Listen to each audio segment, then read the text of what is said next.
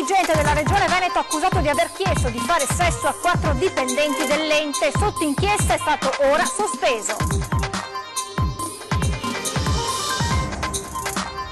Veneto Banca, la procura avvia un'inchiesta per bancarotta e si aprono nuovi scenari per i risparmiatori truffati. I tempi di prescrizione si allungano.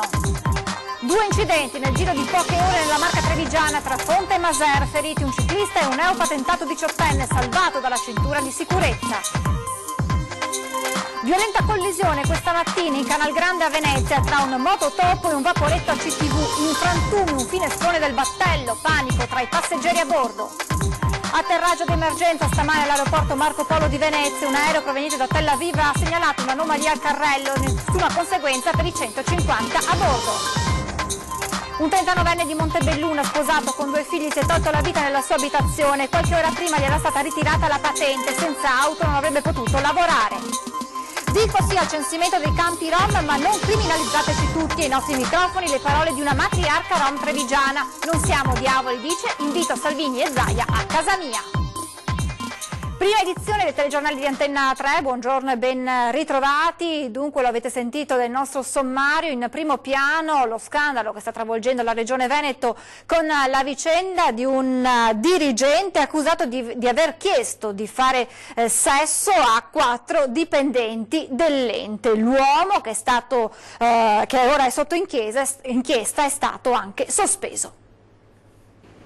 Dirigente regionale sospeso per 4 mesi dal servizio su provvedimento della Procura della Repubblica di Venezia è accusato di aver chiesto prestazioni sessuali a 4 dipendenti dell'ente a tempo determinato che sostengono non solo di aver ricevuto avance ma di essere anche stati palpeggiati dall'uomo, un 62enne di Mirano.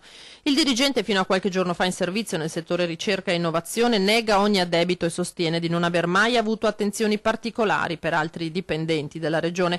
Qualcuno sostiene mi vuole rovinare. Ora il suo avvocato sta predisponendo un'adeguata linea difensiva. Il suo assistito, ormai a fine carriera, lavora a Palazzo Balbi da 40 anni, dove ha operato in diversi uffici per arrivare alla misura interdittiva. Tuttavia la procura è convinta di avere a suo carico indizi pesanti, non una ma 4 le potenziali vittime che lo accusano per episodi risalenti al periodo tra il 2011 e il 2012, concussione e tentata violenza sessuale, i reati contestati. Ed ora la vicenda Veneto Banca, già fallita un anno fa, ora la procura ha avviato un'inchiesta per bancarotta e si aprono nuovi scenari per i risparmiatori truffati.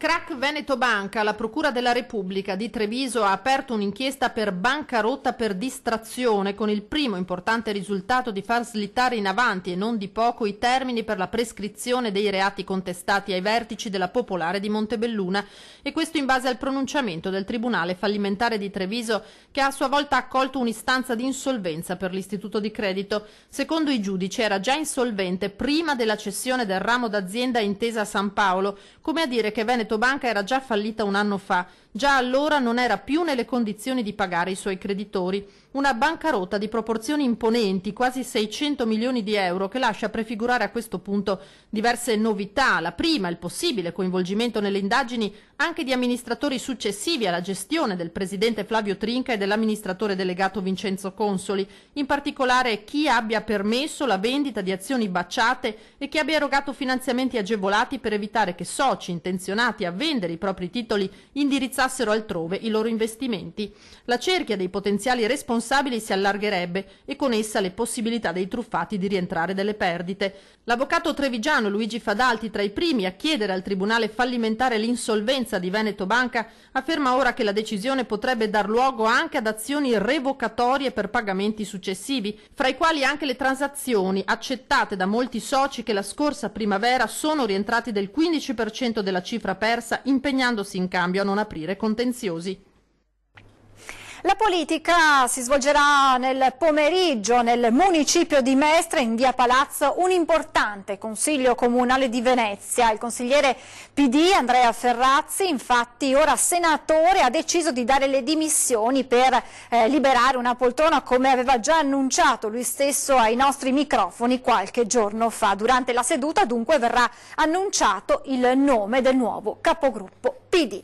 E nel pomeriggio primo consiglio comunale anche a Treviso dell'era Mario Conte, volti nuovi e veterani, riconferme e ritorni come quello di un volto che può vantare 43 anni di servizio alla città. E allora torniamo indietro con le immagini d'archivio di un consiglio comunale del 1986.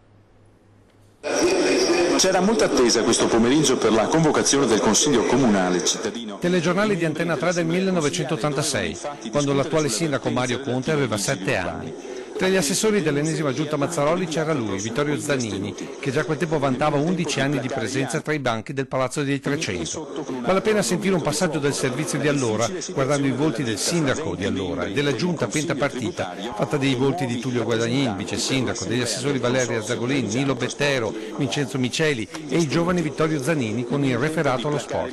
E sotto con un altro argomento di fuoco, la difficile situazione della ditta Franchini. 32 anni dopo, ma soprattutto con un quinquennio a bordo campo della politica trevigiana, Vittorio Zannini da domani torna tra quei scranni, svelandoci una singolare coincidenza. Nella mia professione, tra gli altri bambini, ho fatto nascere anche Mario Conte, quindi sono particolarmente orgoglioso. Il secondo aspetto è che io ho vissuto, diciamo così, nella Prima Repubblica, nella Seconda Repubblica, forse adesso siamo arrivati alla Terza Repubblica e quindi devo ringraziare Dio appunto che mi ha dato la possibilità di offrire una continuità di impegno nei confronti della città di Treviso. Ed ora siamo alla pagina della cronaca. E politica, protagonista anche della puntata di ieri sera di 20:10, ospite in studio il consigliere comunale regionale Riccardo Barbisan e anche l'ex vice sindaco di Treviso Roberto Grigoletto, che ha spiegato l'acceso dibattito che si è aperto all'indomani del voto tra lo stesso Grigoletto e l'ex sindaco di Treviso Giovanni Manildo. Manildo che aveva pubblicato su Facebook un caldo post di risposta ad un'intervista rilasciata da Grigoletto nella quale faceva un'analisi del risultato delle amministrative. Sentite.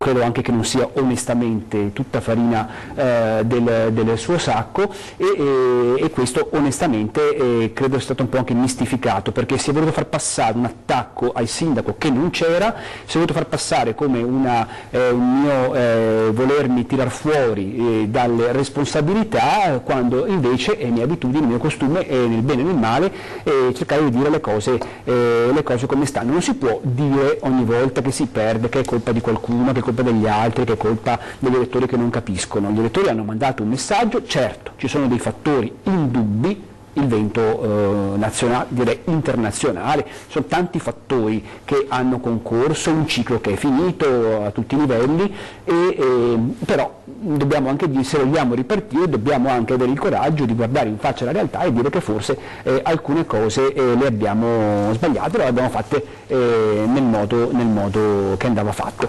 Semplicemente questo. Mi è piaciuto sinceramente che si sia innescato questo, che poi nel dibattito su Facebook è micidiale, perché poi ci sono poi risentimenti, ci sono poi antipatie personali, ci sono poi invidie, gelosie, anche sul fatto delle preferenze, che uno prende, l'altro non prende, eccetera, e si è innescato questo meccanismo davvero spiacevole, ma voglio dire, credo che sia rimasto più male chi ha innescato questo rispetto a chi ha dovuto subire un po' questa gogna. Lei prima ha detto tra le righe, non credo sia tutta farina del suo sacco, cosa intende se vuole dirci? Ma io sinceramente non ho condiviso alcune scelte fatte dai collaboratori più stretti in questa campagna elettorale del nostro candidato sindaco, e devo dire anche onestamente che l'ho anche sempre fatto presente.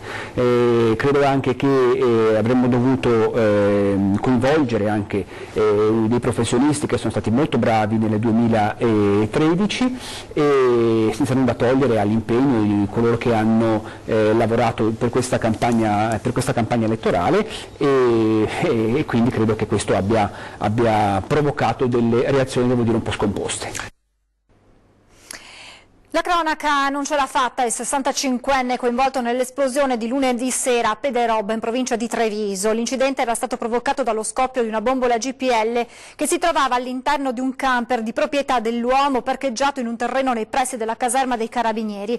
L'uomo era stato immediatamente portato all'ospedale di Montebelluna e poi trasferito al centro Grandi Ustionati di Cesena. Dopo 2 giorni di agonia, ieri mattina il suo cuore ha smesso di battere per le gravi ustioni che avevano interessato gran parte del corpo. La vittima era molto conosciuto per la sua attività di commerciante di bestiame che aveva svolto per diversi anni con grande abilità. La tragedia ha scosso l'intera comunità di Pederobba, probabile che si sia trattato di un tentato suicidio. 2 incidenti nel giro di poche ore tra Fonte e Maser nel Trevigiano ieri pomeriggio, feriti un neopatentato 18enne e un ciclista. È uscito di strada con l'utilitaria che stava di fatto imparando a guidare, essendo un neopatentato di appena 18 anni, tanto che sul lunotto della Lancia Y campeggiava chiaramente la P di principiante, ma la cintura di sicurezza, come hanno rilevato i soccorritori del SUEM 118, gli ha salvato la vita nella drammatica carambola. La macchina, vistosamente danneggiata, è finita su un prato accanto a un'azienda, ma il giovanissimo ha riportato solo ferite lievi grazie proprio all'uso della cintura. L'incidente ieri pomeriggio alle 15:30 a Fonte nel Trevigiano. Poco lontano, a Maser, meno di 3 ore dopo, paura per un ciclista travolto da un furgone. Sul posto ambulanza e automedica. Malgrado la scena che si sono trovati di fronte i testimoni con la bicicletta finita sotto le ruote del mezzo, anche in questo caso il ferito ha riportato conseguenze di media gravità ed è stato ricoverato in ospedale a Montebelluna. Adesso ci colleghiamo con Ilaria Marchiori che ci racconta dell'incidente accaduto questa mattina a Venezia lungo il Canal Grande con il violento scontro tra un mototopo e un vaporetto della CTV. Buongiorno Ilaria, raccontaci tutto. Buongiorno da Venezia, ci sono stati attimi di paura questa mattina per una collisione avvenuta in Canal Grande poco prima delle 8 nei pressi della stazione ferroviaria. Un mototopo infatti si è scontrato contro un battello ACTV che era carico di passeggeri, rompendo un finestrone dell'imbarcazione e causando anche 2 feriti. La cosa ancora più assurda è che invece di fermarsi chi era a bordo ha proseguito tranquillamente la sua navigazione come se non fosse successo nulla. Tra l'altro è stato uno scontro piuttosto violento e i passeggeri poi sono stati fatti anche scendere per prendere un motoscafo sostitutivo. Tutte operazioni di una certa entità che il conducente dell'imbarcazione da lavoro ha però deciso di ignorare come l'incidente che era appena accaduto. Solamente poco dopo il titolare della ditta per la quale lavorava il conducente del mototopo ha deciso di presentarsi dai vigili del fuoco per denunciare quanto era accaduto qualora già non si fosse saputo. Da Venezia è tutto, restituisco la linea allo studio. Grazie Ilaria Marchiori. Suicida dopo il ritiro della patente. Montebelluna sotto shock per la morte di un 39enne padre di 2 figli. Trovato al volante con un tasso di alcol superiore al limite consentito, si è tolto la vita nel ricovero attrezzi mentre la moglie e i 2 figli erano al mare. La tragedia ieri mattina a Montebelluna. L'uomo, un rappresentante di 39 anni, è stato ritrovato ormai morto, suicida probabilmente nella notte, senza lasciare neppure un biglietto. Un gesto maturato al culmine di un periodo difficile, aggravato forse da difficoltà economiche, ma a gettarlo nella disperazione da cui non ha saputo risalire sarebbe stato il ritiro della patente, che gli avrebbe impedito per un periodo di lavorare. Era molto conosciuto a Montebelluna, dove aveva gestito a lungo un bar, che aveva lasciato circa un anno fa proprio per stare vicino alla famiglia.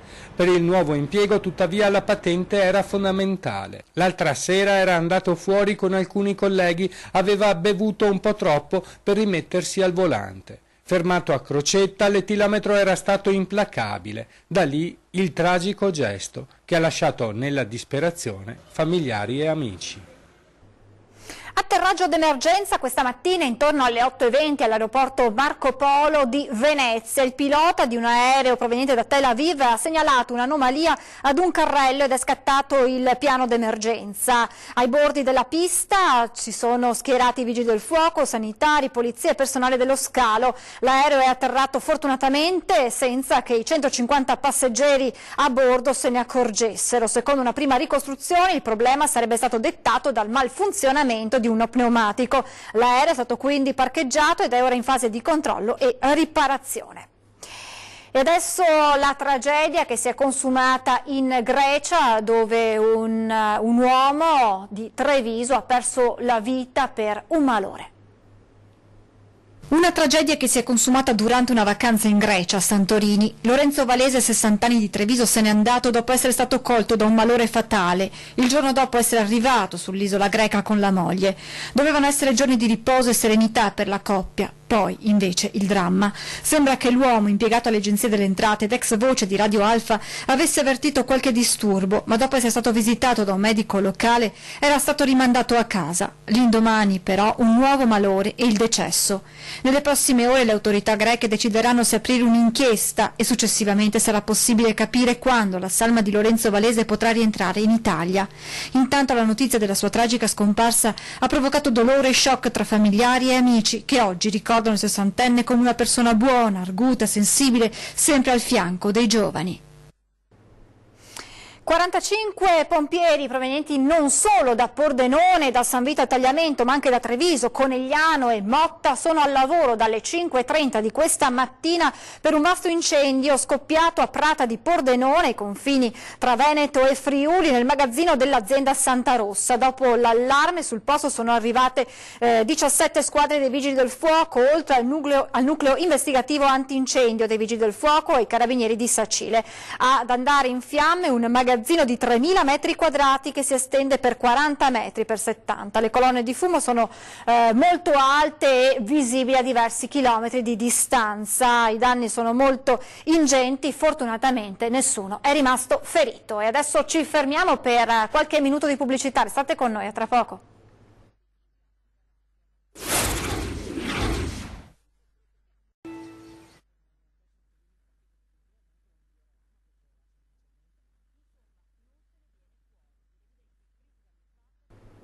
Rieccoci in diretta per farvi ascoltare l'intervista che ci ha rilasciato una matriarca rom trevigiana che ha parlato del censimento dei rom, dicendo sì al censimento, ma dicendo anche non criminalizzateci tutti, e poi ha fatto un invito a Zaia e Salvini, ha detto: venite a trovarmi nella mia casa.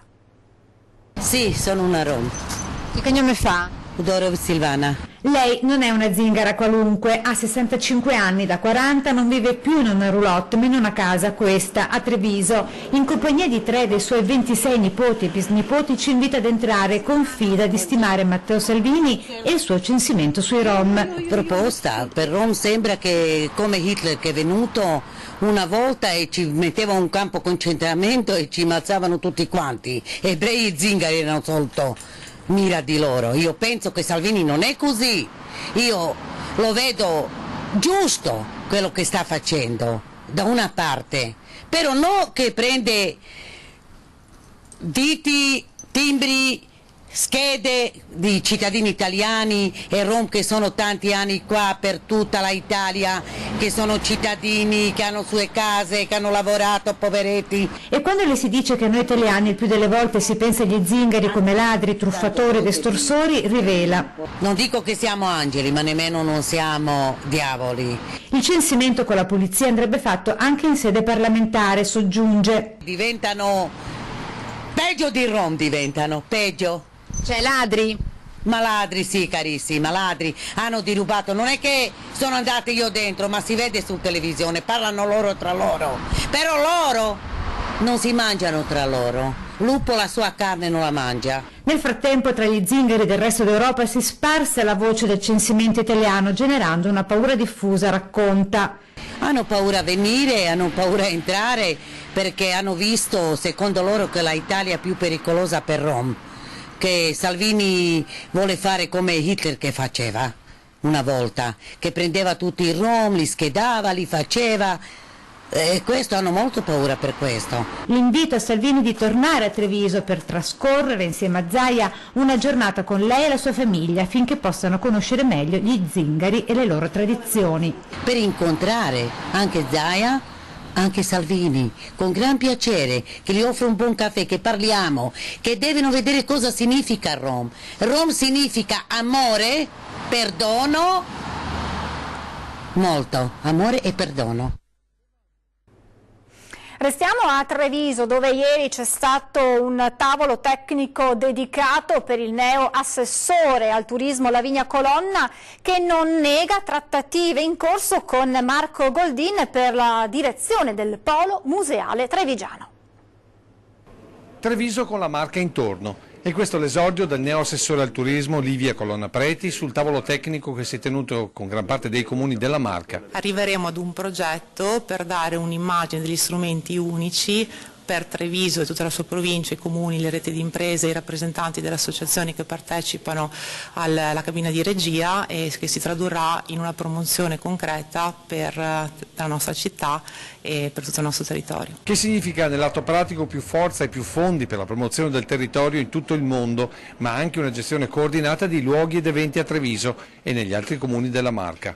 Un primo passo importante mentre si pensa già ad un altro fronte tra cultura e turismo, quello dei musei trevigiani. Qui a breve il direttore Emilio Lippi lascerà il timone per la pensione e l'ambizione è grande per un sostituto di alto livello. C'è chi dice che il suo posto possa essere preso da Marco Goldin. Certo, e sicuramente sarà una delle prime tematiche che andremo a affrontare. Sicuramente parleremo anche con Marco e sarà un argomento che porterò alla prima riunione di giunta mercoledì prossimo, e quindi aspettatevi delle novità entusiasmanti per quanto riguarda la fruizione dei musei e per quanto riguarda nuovi contenuti. Notte bianca tra sicurezza e necessità di rivitalizzare il centro storico di Vicenza. I commercianti si dicono tranquilli e confidano che questa diventi la prima di molte altre iniziative. Sicurezza in primo piano per questa doppia notte bianca, venerdì 29 e sabato 30. Musica, spettacoli e negozi aperti attireranno in città migliaia di persone, con il rischio che tra di loro si confondano soggetti dediti al crimine. Piccola criminalità, per carità, ma fastidiosa, di chi nella calda sera d'estate, approfittando della confusione con destrezza, infila le mani in una borsetta non chiusa bene nelle tasche di pantaloni e giacche, per non parlare di chi insistentemente ferma le persone per chiedere qualche spicciolo, o ancora di chi per aver alzato il gomito si fa molesto. La nuova amministrazione in questo primo fine settimana di eventi dunque è chiamata alla prova del 9 in attesa di sperimentare i taser e nuove tecnologie. Dal canto loro i commercianti sono fiduciosi. Io penso che ci sia abbastanza sorveglianza, perciò andiamo tranquilli. Penso che la sicurezza sia un buon punto, un buon livello, poi insomma si spera sempre che qualcuno abbia anche un buon giudizio di comportarsi nei limiti insomma della festa e della serata. Da qualche tempo a questa parte ho visto un po' il centro migliorato, quindi mi auguro che andremo sulla buona strada. Notte bianca che raddoppia e che i negozianti di Corso Palladio, Corso Fogazzaro e vie limitrofe vedono come una manna in un centro storico sempre più deserto. Speriamo sia un inizio, perché anche la gioventù deve venire in centro storico, non solo altre persone per lo shopping che purtroppo ultimamente non c'è più, e quindi ben vengano queste iniziative e che siano però continuative. È ottima per tutti, per i commercianti, per i bar, per il centro stesso, insomma per la vivibilità e la visibilità del centro è una cosa molto importante. Proviamo, vediamo se la gente viene in centro, anche perché ha un po' dimenticato di venire in centro. Siamo in chiusura, subito dopo di noi ore 13 con CGIL Risponde si parlerà di partite IVA e tirocini, e poi puntata da non perdere quella di questa sera di 20:10, ospiti in studio i coniugi Carlos Castillo e Manuela Mattarolo, trevigiana d'origine, che racconteranno la loro storia e le vicende di un paese allo sbando, il Venezuela, dove hanno vissuto per tanti anni prima di scappare dall'inferno del regime del dittatore Maduro.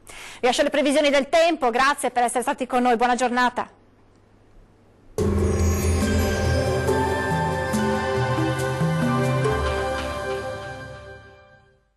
Ben ritrovati al meteo. Prevale un tempo asciutto sulle nostre regioni, anche se qualche disturbo ci sarà. Vediamo il dettaglio. Sul Veneto tanto sole, il cielo si presenterà poco nuvoloso su tutti i settori, specie al mattino.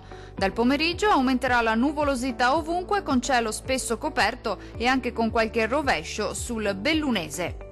Temperature minime tra 12 e 16 gradi, valori massimi compresi invece tra 20 e 28 gradi circa.